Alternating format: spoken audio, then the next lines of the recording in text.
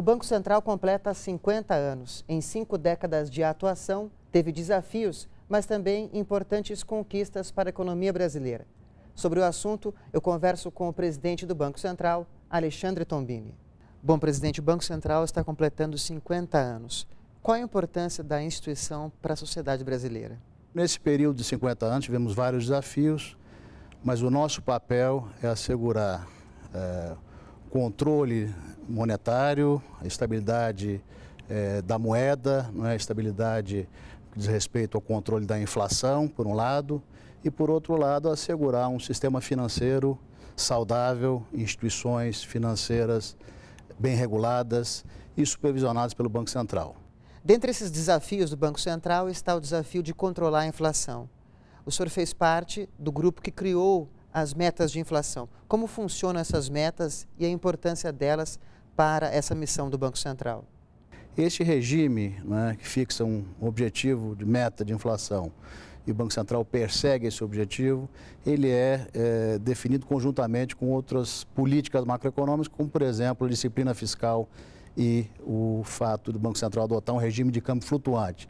Então, a combinação desses elementos permite uma maior previsibilidade em relação às ações dos entes públicos no que diz respeito à estabilidade econômica no país. Então, eu tenho grande satisfação de ter participado desse regime. Ele veio num momento de dificuldades, onde nós tínhamos perdido o referencial da âncora cambial. Então, esse regime vem substituir como uma âncora para a economia, a âncora cambial pelo sistema de metas de inflação. Também uma forma de qualquer cidadão poder acompanhar esse índice. Qualquer cidadão acompanha no dia a dia, quer dizer, índices de inflação estão aí à disposição. No caso do regime de metas é o IPCA, o Índice de Preços ao Consumidor Amplo, do IBGE. Então, o regime estabelece que no prazo de 12 meses, findos em 31 de dezembro do ano, o Banco Central tem que atingir um determinado nível, com margens de tolerância para acomodação de choques de preço que ocorrem ao longo do ano.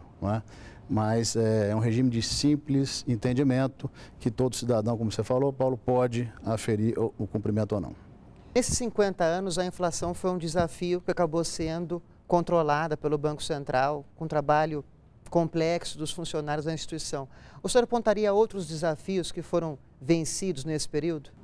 Nós tivemos uma crise bancária de grandes proporções no início dos anos 90, teve todo um processo de intervenção conduzido pelo Banco Central, de saneamento desse sistema. Nós tivemos crises internacionais, algumas delas no início dos anos 70, o choque do petróleo, no final dos anos 70, uma crise financeira internacional, no início dos anos 90, enfim, quase que cada década tivemos uma crise, sendo a última a grande crise financeira global de 2008 e 2009. O importante, eu acho que uma instituição como o Banco Central, que nos seus 50 anos, e já passaram por aqui 3 ou 4 gerações de funcionários, é que nós temos um regime, um processo de trabalho bem organizado, bem definido. Não só isso, nós conseguimos, ao longo do tempo, construir uma documentação, tá certo, das atividades, dos projetos e dos desafios que enfrentamos, de maneira que a cada novo desafio nós temos o aprendizado dos eventos anteriores. A outra missão do Banco Central, como o senhor estava falando, é o Brasil ter um sistema financeiro robusto e sólido. A crise econômica mundial de 2008, que teve reflexos, e esses reflexos existem até hoje no país, mostrou que esse sistema é realmente robusto e sólido? Certamente. Nós tivemos a origem dessa crise lá fora, foi justamente o mercado de crédito, instituições muito alavancadas, ou seja, muito endividadas, que tiveram que enfrentar, de repente, uma situação de baixa liquidez, de custo de financiamento mais elevado, tiveram problemas lá fora. Aqui dentro nós conseguimos, durante essa primeira resposta à crise financeira internacional, 2009, 2008, 2009, nós conseguimos prover liquidez para o sistema. Nós tivemos alguns desafios posteriores. Nesse período de 2011 a 2014, nós empreendemos um saneamento do sistema, um nicho específico, não é, de que nesse período e conseguimos sempre responder a esses desafios usando os nossos instrumentos, as nossas defesas acumuladas ao longo do tempo, por exemplo, os depósitos compulsórios que estão aqui depositados no Banco Central, né? Então, nós conseguimos, por meio deles, prover liquidez para o sistema, irrigar o sistema. O sistema brasileiro não sofreu grandes impactos da crise financeira internacional. Tivemos problemas específicos, como eu mencionei, que foram resolvidos nesse período mais recente. Então... Presidente, a gente falou até agora sobre as missões do Banco Central. Gostaria de falar um pouco agora sobre o funcionamento da instituição. Ela tem funcionários que são reconhecidos aqui e no exterior. O senhor é funcionário de carreira do Banco Central e eu gostaria de saber por que ou quais são as políticas que o Banco Central coloca em prática para atrair e manter esses funcionários de excelência aqui na instituição. Bom, em primeiro lugar, nossas missões são missões elevadas, digamos assim, né? Assegurar a estabilidade monetária e econômica do país, por outro lado também a estabilidade financeira, não é? São missões, de fato, atraem interesse, não só dos economistas, mas contadores, advogados, enfim. Então nós já temos essa, digamos, vantagem de ter um papel de muita relevância no cenário econômico-financeiro de um país como o Brasil, né? Então isso permite a atração de grandes talentos. Nós temos uma política de capacitação bastante forte, das mais desenvolvidas do setor público. Hoje nós temos, dos 4.000 funcionários, temos cerca de 1.000 funcionários com pós-graduação, né?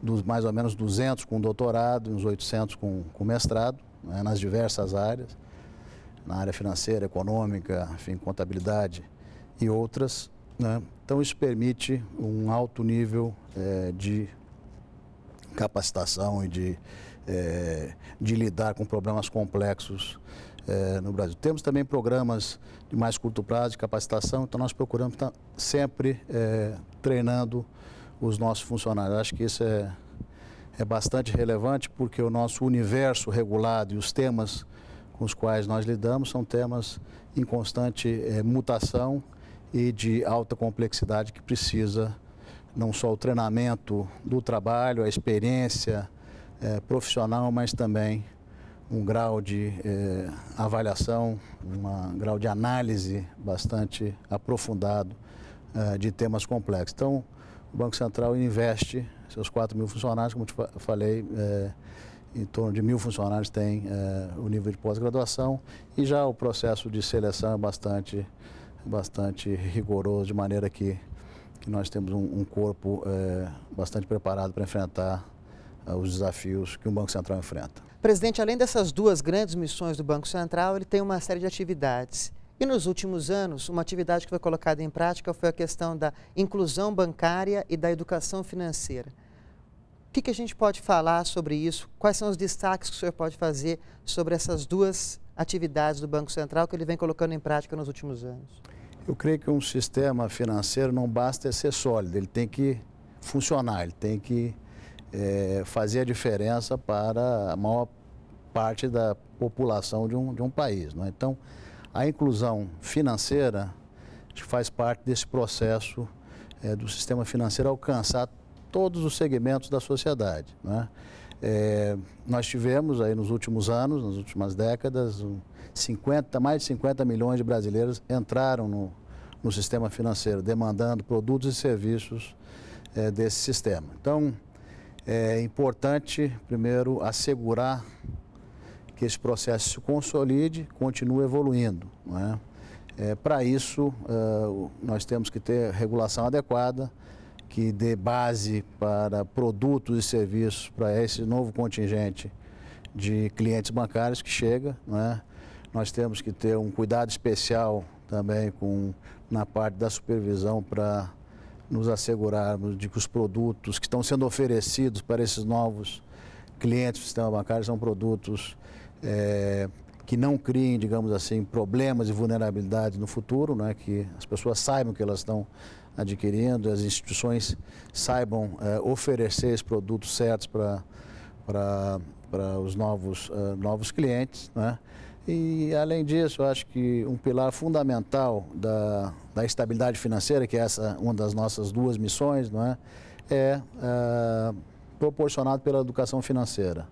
Não digo nem só dos clientes que ingressam agora, das classes de renda mais baixas que estão ingressando no sistema, mas, em geral, eu creio que a educação financeira é uma ferramenta muito importante que o Banco Central tem que se preocupar, o regulador bancário, os outros reguladores, para fazer com que esses processos, né, de expansão da indústria, do sistema financeiro, esse processo de inclusão financeira se dê em bases sólidas, consistentes e que não haja reversão. Então, nós aqui temos uma diretoria hoje que cuida de assuntos relacionados com o cidadão, né, inclusive que tem uma ênfase grande na questão da educação financeira, ou seja, essa prioridade está no topo, está junto à diretoria colegiada.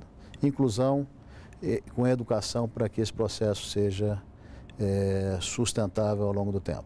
Nesse momento que o Banco Central faz 50 anos, 2015, o senhor considera que o Banco Central foi um divisor de águas na economia brasileira? Era uma economia antes do Banco Central e depois com essas missões, com essas atividades, com esse trabalho?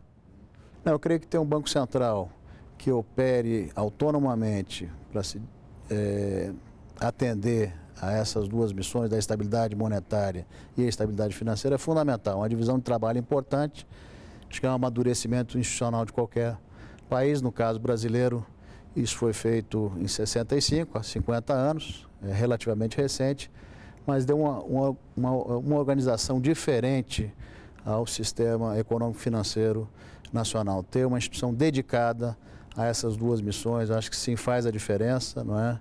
Então, acho que isso foi um grande ganho, ter um Banco Central se dedicando a essas duas missões, no caso brasileiro, de uma forma operacionalmente autônoma, que separe numa economia, num sistema econômico, atividades de desenvolvimento, de fomento, com atividades de regulação, de controle e de atividades típicas de autoridade monetária.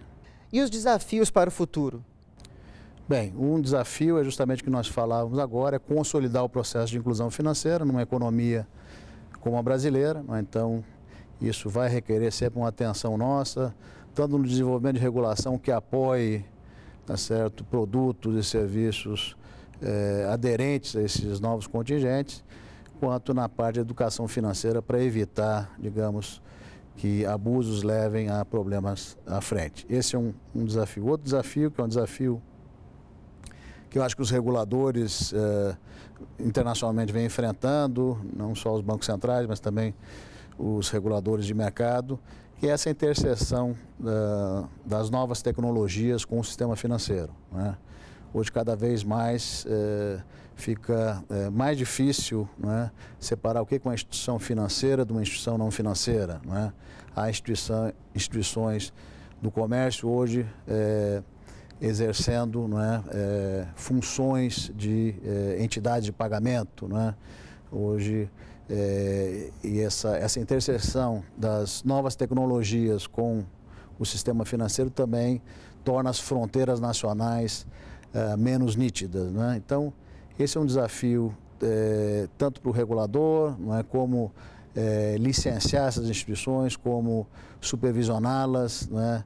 Até mesmo eu diria que é um desafio para capacitar o nosso pessoal, quer dizer, tem novos participantes no mercado, não é, que tem uma formação totalmente distinta da formação clássica de um banqueiro, de uma instituição financeira, não é, e nós precisamos também adaptar a nossa própria tecnologia de supervisão, de autorização e também o nosso pessoal a esses novos tempos. Acho que esse é um grande desafio para os bancos centrais, certamente é um desafio para o Banco Central. Nós já estamos investindo nessa área, nós temos uma nova legislação hoje sobre sistemas de pagamento, arranjo de pagamento, entidades de pagamento. Então, nós estamos nesse processo já de trazer essas novas tecnologias e regulá-las e supervisioná-las. E estamos aí definindo programas também de capacitação para os nossos funcionários estarem prontos para enfrentar esse novo desafio. Muito obrigado, presidente, pela entrevista. Prazer, obrigado, Paulo, e até a próxima. Eu conversei com o presidente do Banco Central, Alexandre Tombini, sobre os 50 anos da instituição. Continue na TV NBR, a TV do Governo Federal.